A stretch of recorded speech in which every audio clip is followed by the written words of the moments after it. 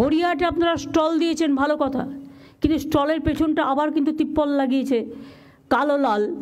সেই জন্য এমন কিছু সিস্টেম করতে হবে যাতে ওটা দেখতে ভালো লাগে। আমি পরশুদিন আসছিলাম ওয়েবেলের কাজ দিয়ে, দেখলাম কত দোকান বসে গেছে, সব আউটসাইডার,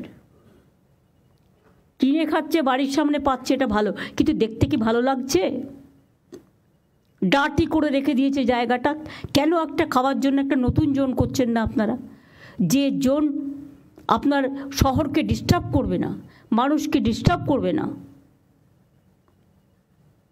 বৃদ্ধ বৃদ্ধা থাকেন, ভাড়া নিয়েছে তার কাছ থেকে, ভাড়া নেবার পর পারমিশন নেই, উইদাউট পারমিশনে 3 তলা 4 তলা 5 তলা তুলেই যাচ্ছে।